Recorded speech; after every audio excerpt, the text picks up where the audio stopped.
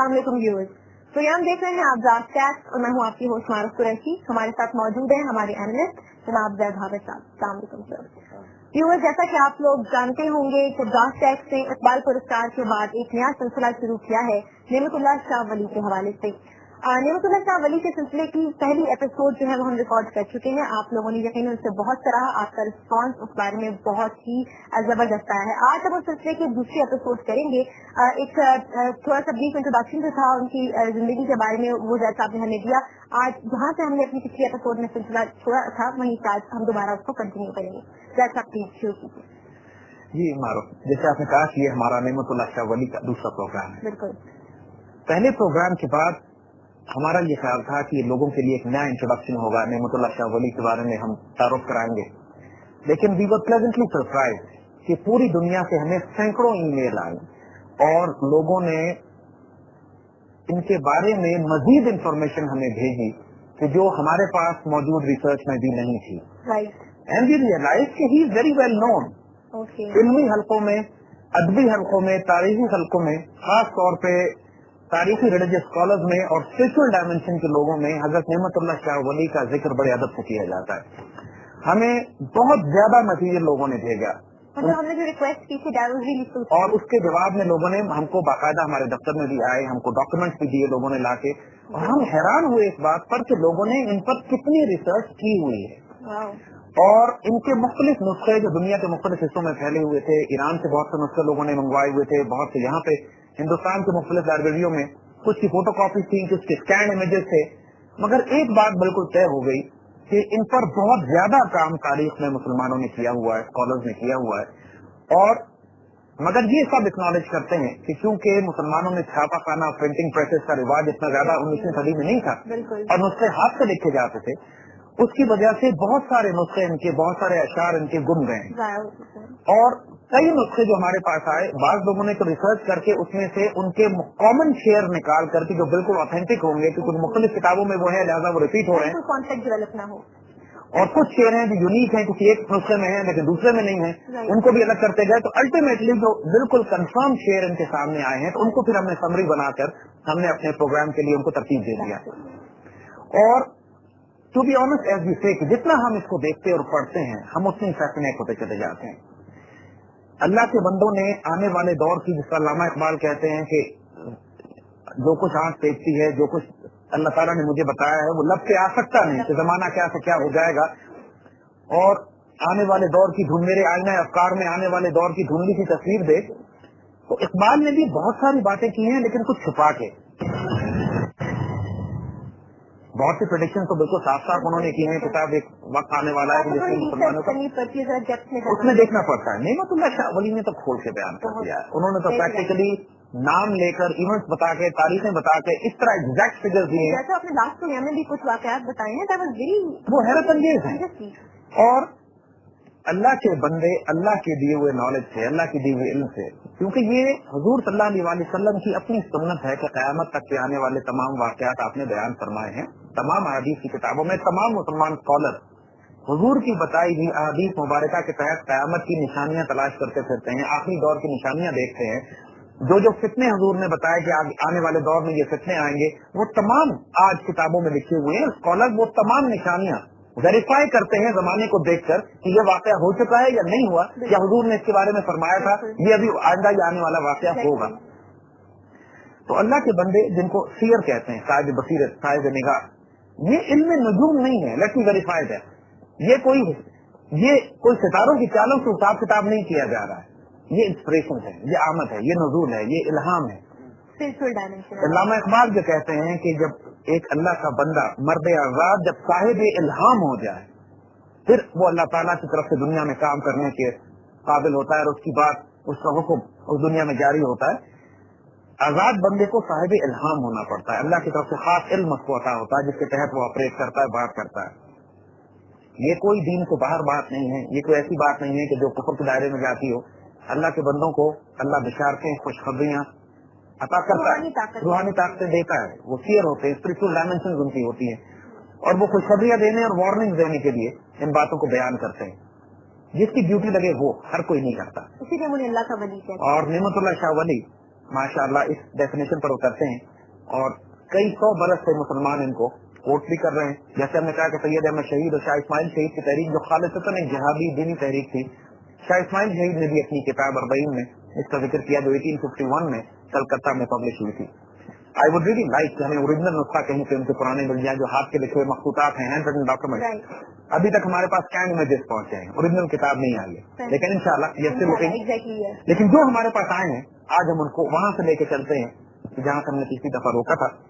हमने सिखों के बाद बाबा गुरु नानक के बारे में जिन्होंने जिक्र किया था कि वो आएंगे, और उसके बाद मुगलों के दौर के हवाले से शुरू करते हैं।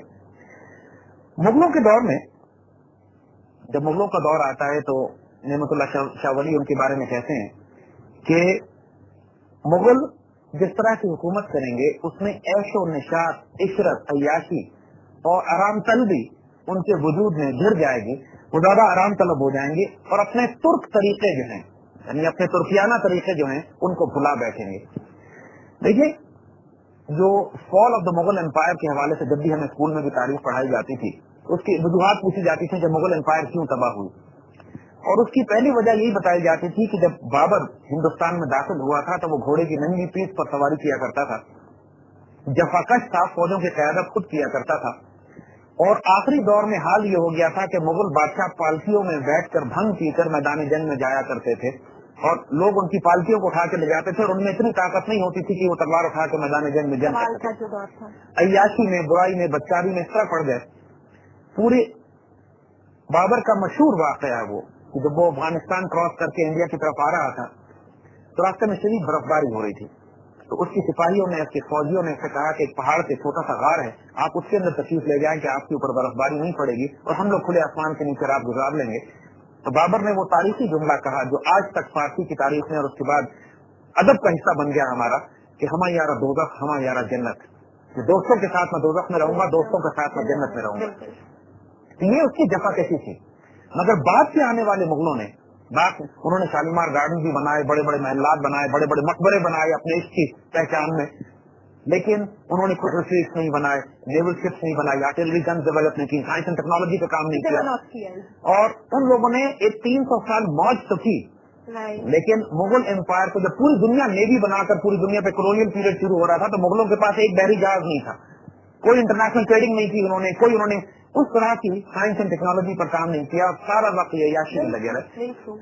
और बीच बीच में फेजेस आए कि जिसमें इनका रिवाइवल हुआ, लेकिन वो रिवाइवल भी इनका इसी किस्म का था कि वो दीन के हवाले से औरंगजेब आलमगीर ने सस्टेन किया चीजों को थोड़ा, लेकिन उससे पहले और उसके बाद मुगल सस्टेन नहीं कर सके। जब तो सवाल आया और खत्म हुआ। और उसमें नेमतुल्लाह शाह वाले लिखते हैं मुगलों के हवाले से कि जब उनका ये सारी कैफियत तुम देखोगे कि उनकी हुकूमत आई है तब मुद्दत 67 साल दर मुल्क हिंद बंगाल कश्मीर शहर बुताना भोपाल गिरन काफिराना, कि हिंदुस्तान में मुगलों की हुकूमत 300 साल तक कायम रहेगी और 300 साल के बाद मुगलों की हुकूमत का तुम सवाल देखोगे। यानी अगर आप फिगर देखें तो 1527 से 1857 के दरमियान को 300 साल के आसपास का वक्फा बनता है। उसमें कुछ पीरियड बीच में ऐसे भी आए कि जब मुगलों की हुकूमत नहीं रही थी, यानी जब हुमायूं जो है वो भाग के ईरान चला गया था तो वो पीरियड से तो 300 साल तकरीबन पूरे बन जाते हैं। और बड़ा खूबसूरत वो शेर आगे उससे कहते हैं कि तुम ये देखोगे कि 300 साल के बाद सल्तनत मुगलिया की हुकूमत हिंदुस्तान में नहीं रहेगी, वो असहाबे कहफ की तरह गार में गायब हो जाएंगे। असहाबे कहफ का वाकया जो सूरह कहफ में बयान होता है उसमें भी उनका वाकया ये है कि वो 300 साल से कुछ ज्यादा अरसा वो गार में रहते हैं। 300 ईयर्स का जो रेफरेंस है असहाबे कहफ के हवाले से उन्होंने मुगलों की हुकूमत का रेफरेंस दिया। दिस इटसेल्फ इज फैसिनेटिंग, क्योंकि ये इतना खूबसूरत रेफरेंस है कि ये किसी आम आदमी की तरफ से नहीं आ सकता। उन्होंने कहा 300 साल कुरान में बयान हुए, क्योंकि ये बात उससे भी रिलेटेड है। उन्होंने यही हवाला दिया है कि जो कुरान में 300 साल का एक वाकया इवेंट हुआ है तो वही 300 साल का पीरियड तो मुगलों का देखोगे और असहाबे कहफ की तरह ये ऐसे गायब होंगे कि इनका नाम निशान उसके बाद नहीं मिलेगा। और यकीन कीजिए, देखिए ऐसे ही हुआ कि कैसी हुकूमत जिसने ऐसे आलीशान शानदार हुकूमत की जलाल और ताकत के लिहाज से हिंदुस्तान में 1857 के बाद उसके शहजादों उसकी शहजादियों का हाल यह था कि हिंदुस्तान की गलियों में भीख मांगते फिरते थे, छुपते फिरते थे कि अंग्रेजों को पता न लग गया कि ये कहाँ पर हैं, कि अंग्रेज उनको कत्ल करवाते थे। शाही खानदान की इस तरह जड़ काटी गई कि ऐसी जड़ काटी गई कि तैमूरी शहजादे यकीन कीजिए कि भीख मांगते रहे और उनकी शहजादियां बाजारों में बेची गई। यानी इतना बुरा हाल हुआ उस खानदान का कि नामो निशान में आज मुगल कहाँ नजर आते हैं आपको, वो जलाल और जमाल जो उनका था, और बेचारे बिखेर दिए गए। यानी इस तरह गायब हुए। लोगों ने अपनी नाम तब्दील कर लिया, अपनी नस्लें अपनी जात तब्दील कर ली। यानी बताते नहीं थे कि हम मुगल हैं, क्योंकि अंग्रेज मार देते थे, जाके कत्ल कर देते थे। इस तरह मुगल खानदान को उन्होंने तबाह बर्बाद किया। तो उन बेचारों पर जो सवाल आया वो ऐसे गायब हुए जैसे मुगलों की कभी हुकूमत ही नहीं यहाँ पर। और ये वो इबरत है जिसको नेमतुल्लाह शाह वली ने बयान किया था कि इनके साथ आखिर में ये अंजाम होगा। फिर ये कैफियत कि जब मुगलों का जवाल हो रहा है, जवाल पजीर का दौर है, एक बात हम बताते चले कि क्योंकि इनके शेर बिखरे हुए थे तो उनकी तरतीब हमने खुद बनाई है। यानी इसका एनालिसिस हमने हिस्टोरिकल पर्सपेक्टिव में खुद किया है कि ये शेर इसके पहले आना चाहिए, ये इसके बाद आना चाहिए, इवेंट बाय इवेंट हिस्ट्री को देखकर कि जंगजू राजे और महराजे भंग और शराब के नशे में मस्त होंगे और उनके मुल्क में ईसाई ताजरों के रूप में दाखिल होंगे। Now this is fascinating again कि इंडिया का हाल यही था कि यहाँ पर शहजादे अयाशी बुराई और बदकारियों में लगे हुए थे, भंग और शराब का रिवाज आम हो चुका था मुगलों में भी और राजों महराजों में भी। और ईस्ट इंडिया कंपनी ताजिरों के रूप में जिस तरह दाखिल हुई, यही जाता है कि वो ताजिर बनकर आए थे, ईसाई ताजिरों के रूप में दाखिल होंगे और आहिस्ता आहिस्ता हिंदुस्तान पर कब्जा करेंगे। तो ये पीरियड उन्होंने 1601 में ईस्ट इंडिया कंपनी उन्होंने बनाई, 1857 में उन्होंने इंडिया कैप्चर कर लिया और 250 साल का पीरियड उनको जो लगा, 1857 के बाद प्रैक्टिकली इंडिया ब्रिटिश क्राउन के कंट्रोल में आया है। उससे पहले 250 साल ताजिर ईस्ट इंडिया कंपनी के ट्रेडर बनकर, जो लुटेरे थे, जो बेसिकली तो कॉलोनियल पावर थी, लेकिन गुंडे, लुटेरे, पायरेट जो कि अपने आप को ब्रिटिश एम्पायर के मैंडेट या उसके लाइसेंस के तहत ऑपरेट करते थे, उन्होंने आके तो फिर ये कहते हैं कि हिंदुस्तान के लोगों से आहिस्ता आहिस्ता हुकूमत छिन जाएगी, गैर की मेहमान हो जाएगी और गैर अपना सिक्का चलाएंगे। देखिए बंगाल में आने के बाद ईस्ट इंडिया कंपनी ने जिस सिराजुद्दौला से 1757 में हुकूमत छीनी, तो उसके बाद ईस्ट इंडिया कंपनी ने अपने सिक्के भी जारी कर दिए थे। हालांकि उनकी हुकूमत में सिक्का तो वो जारी करता है जिसका हुकूमत हो, लेकिन जब उन्होंने आके अगियार आहिस्ता आहिस्ता, यानी जिन्होंने पूरा प्रोसेस बताया कि जिस तरह ये पहले ईस्ट इंडिया कंपनी में दाखिल हुए, उसके बाद वो मैसूर और टीपू सुल्तान की तरफ गए, साउथ से उन्होंने कैप्चर किया और आहिस्ता आहिस्ता आपस में लड़वा कर कभी हैदराबाद की रियासत को मराठों से लड़वाया, मराठों ने हैदराबाद को टीपू से लड़वाया, उसके बाद साजिशें करके सिराजुद्दौला, उससे पहले सिराजुद्दौला के खिलाफ की। ये साजिश और कार्रवाई करते करते अपने सिक्के जारी करते करते अपनी हुकूमत और फुटहोल्ड कायम करते करते इंडिया में आहिस्ता आहिस्ता फैलते चले गए। फिर उसके बाद कहते हैं कि जब तुम तख्त पर ईसाइयों को बैठे हुए देखोगे, यानी 1857 के बाद का जिक्र होता है कि जब तुम ये देखोगे कि तख्त पर ईसाइयों ने कब्जा कर लिया है, तो मकर और फरेब से ये मुसलमानों की बड़ी पकड़ धकड़ करेंगे। यानी मकर से, फरेब से मुसलमानों पर जिंदगी तंग कर दी जाएगी, पकड़ धकड़ होगी मुसलमानों को। एग्जैक्टली बिल्कुल जानते हैं हम। 1857 के बाद जिस तरह इंडिया के मुसलमानों के शुरफा को, हमारी अतराफिया बात नहीं है, बिल्कुल हमारी एजुकेटेड एलीट को, हमारे पढ़े लिखे लोगों को, हमारी एजुकेटेड क्लास को, हमारे ट्रेडर्स को, बिजनेसमैन को, हमारे नवाबों को, हमारे राजों को, हमारे वो लोग जो मुसलमानों में बाइज्जत लोग तस्वुर किए जाते थे, शुरफा थे, वो लोग जो रजिस्ट कर सकते थे, पढ़े लिखे कौम थी, उनको इस तरह तबाह बर्बाद किया गया, तोपों के आगे बांध कर उड़ाया गया, मारा गया। मुसलमानों का तालीमी निजाम तबाह कर दिया गया, हमारा एजुकेशन सिस्टम, हमारा जुडिशियल सिस्टम, हमारा इकोनॉमिक सिस्टम, मुसलमानों पर जमीन जिस तरह तंग की गई। 1857 के बाद बहादुर शाह जफर को बर्मा की तरफ एग्जाइल कर दिया गया और खतरा ये था उनको, अंग्रेजों को, कि शायद दोबारा बगावत ना बर्पा हो जाए। तो 1931 तक बहादुर शाह जफर की कब्र पर पहरा लगा के रखते थे कि इंडियन नेशनलिस्ट 1857 की जंग आजादी की याद में वहां जाकर कहीं पे अपने आप को रीग्रुप न कर लें और उसको बुनियाद बनाकर दोबारा हिंदुस्तान कैप्चर करने की कोशिश न करें। इसी दौर में सर सैयद ने वो तहरीक शुरू की थी जिसका मकसद ये था कि मुसलमानों से कहा जाए कि अब आप अंग्रेजों को तक मान लें कि अंग्रेज जो है वो हुकूमत कर चुके हैं, लिहाजा अब जंग का रास्ता खत्म कीजिए और अंग्रेजों के साथ मिलकर हिंदुओं की तरह काम करें। तो मुसलमानों में मुख्तलिफ रवैये बिल्ड हुए उस जमाने में। यानी जमालुद्दीन अफगानी ने अपनी पैन इस्लामिक मूवमेंट शुरू की, इसका मतलब था कि अंग्रेजों के खिलाफ बगावत बर्पा की जाए, मुसलमानों को इकट्ठा रखा जाए। ये मुख्तलिफ किस्म के थॉट प्रोसेस उस वक्त शुरू हुए जब मुसलमानों की पकड़ धकड़ का सिलसिला शुरू था। यानी तकरीबन 50 साल 1857 की जंग के बाद भी, यानी प्रैक्टिकली हाल ये था कि मुसलमान मुजाहिदीन को, तहरीकी वालों को, क्योंकि बहुत से मुजाहिदीन ऐसे थे they had never given up, वो लड़ रहे थे, मुजाहमत फिर भी कर रहे थे। सैयद अहमद शहीद की तहरीक जो 1831 में बालाकोट में आप शहीद हुए थे, उनके मुजाहिदीन अगले 100 साल तक लड़ते रहे अंग्रेजों के ट्राइबल एरिया से, उनकी तहरीक बगावत चलती रही। तो उसके बाद का शेर बड़ा दिलचस्प है जिसका हमने जिक्र किया था कि उसके बाद ईसाई तमाम मुल्क हिंदुस्तान पर कब्जा कर लेंगे और तकरीबन 100 साल तक हिंदुस्तान पर उनका हुक्म जारी रहेगा। अब देखिए ये वो 100 साल वाली बात है कि जो मुसलमान 1857 की वॉर ऑफ इंडिपेंडेंस में जब शरीक हुए, तो तारीखों में ये लिखा हुआ है कि इस स्टेटमेंट का, इस शेर का बहुत बड़ा असर था बगावत बर्पा करने में।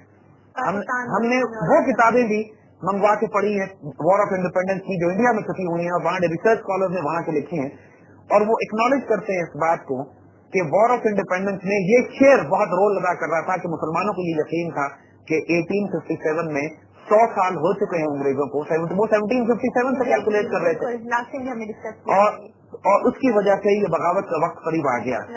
तो ये शेर, अब जाहिर उस वक्त था तो मुसलमान इस शेर को एक्नॉलेज कर रहे थे, और वो बात जो पहले कही थी हमने कि जो किताबों में हमें रेफरेंस मिला है कि 1851 में इन वॉर ऑफ इंडिपेंडेंस से 6 साल पहले कलकत्ता में ये किताब शाया हो चुकी थी सैयद शाह इस्माइल शहीद की, जिसमें इसका जिक्र था। तो जब जाहिर किताब शाया हुई और मुसलमानों ने पढ़ा और वॉर ऑफ इंडिपेंडेंस का वक्त आया तो मुसलमानों ने रिलेट किया कि शायद ये पीरियड है, मगर ये मुसलमानों को उस वक्त अंदाजा हुआ जो मैं अब्दुल महबूद साहब का जिक्र जो हमने किया था कि जो इस्लामाबाद के कब्रिस्तान में दफन है और 162 साल की उम्र में इंतकाल किया, उन्होंने फिर ये रेफरेंस लिया था कि हमें किसी ने आके कहा था कि तुम जिस आजादी को तलाश कर रहे हो वो 1857 से शुरू होगी और 100 साल से कम अरसे में 90 साल बाद तुमको वो आजादी मिलेगी। तो 1947 जो है 90 साल बनते हैं, जिसका नेमतुल्लाह शवली ने जिक्र किया था कि तुम 100 साल के आसपास अंग्रेजों की हुकूमत को देखोगे।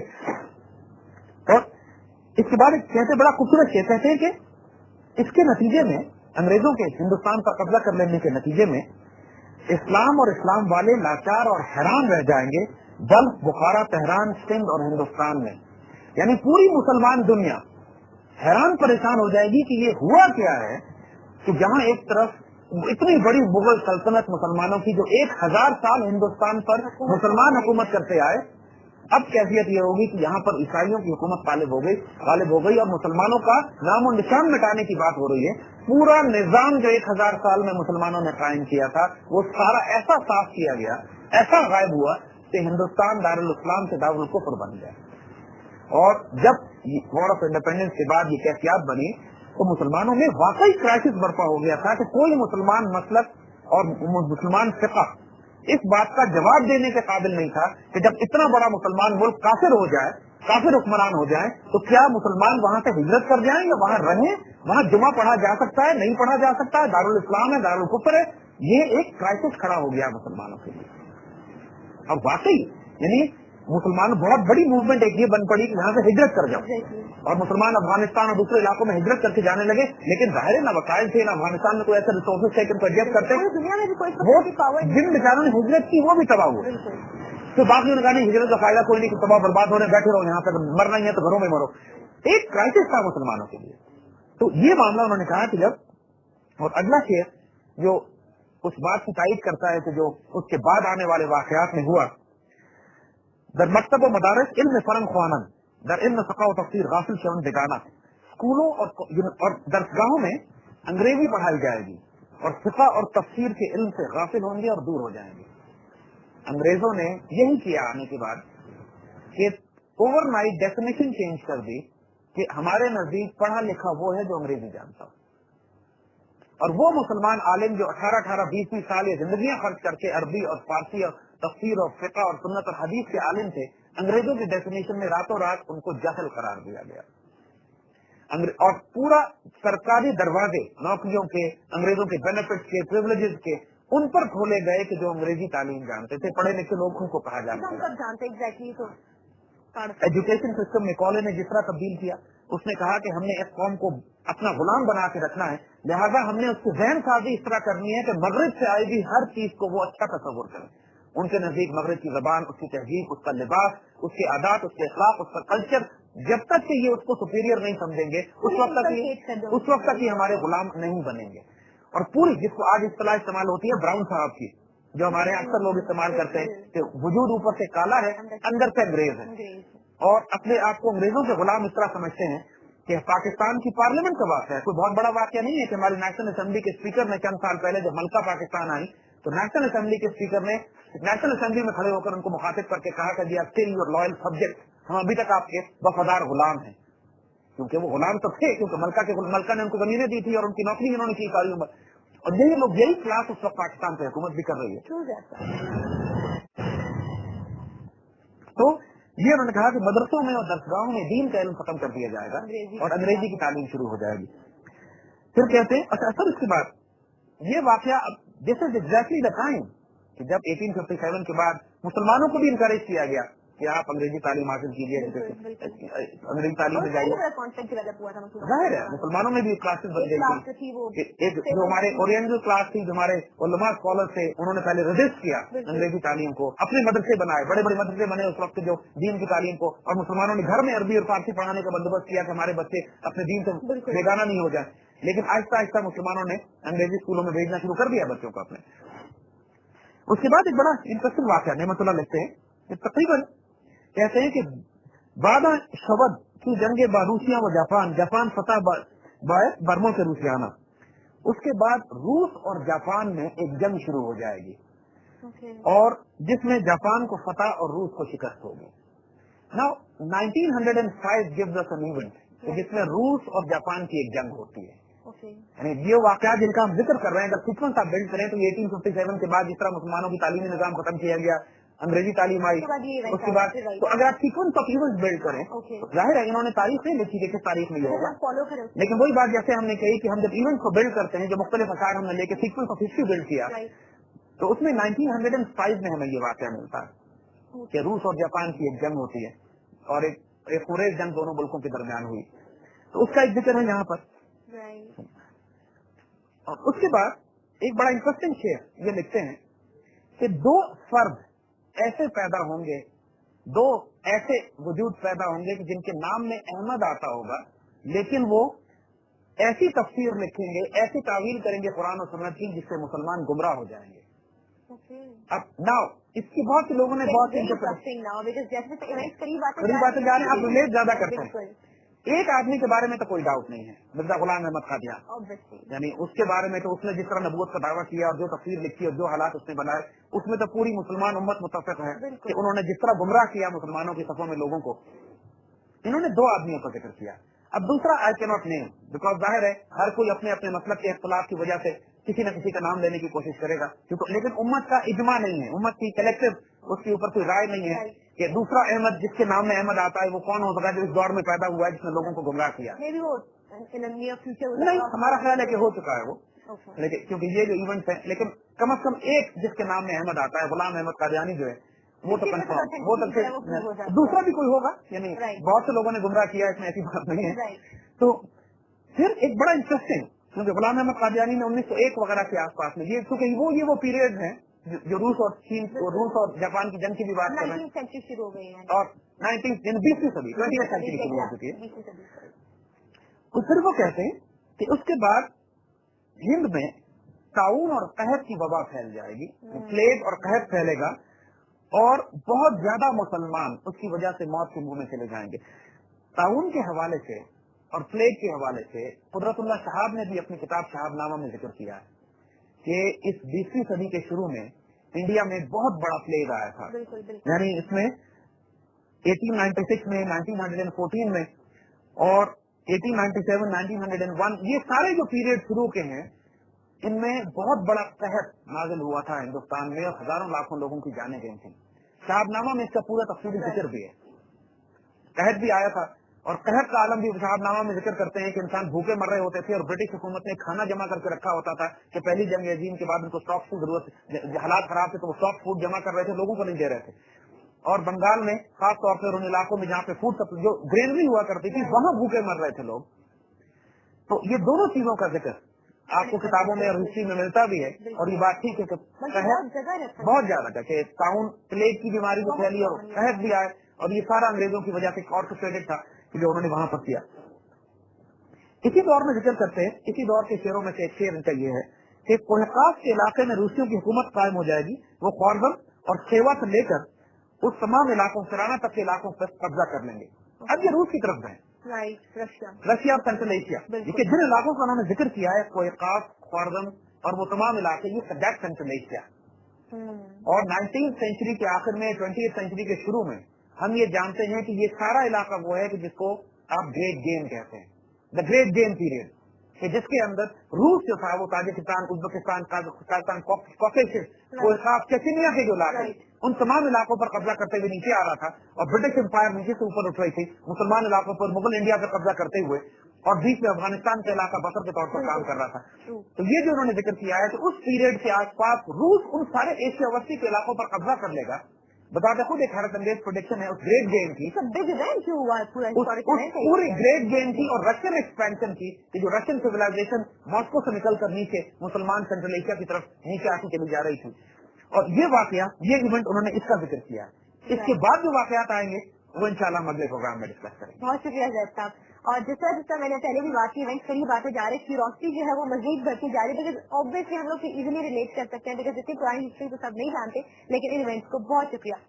व्यूअर्स, आपने प्रोग्राम देखा, नियामतुल्लाह शाह वली के सिलसिले की आज दूसरी एपिसोड थी और बहुत इंटरेस्टिंग होता जा रहा है प्रोग्राम। एक दफा फिर रिक्वेस्ट करेंगे कि अगर किसी भी किस्म की आपको कोई रिसर्च मटेरियल मिलता है इस हवाले से तो हमारे साथ जरूर शेयर कीजिएगा। अगले प्रोग्राम तक के लिए इजाजत दीजिएगा। अल्लाह हाफ़िज़।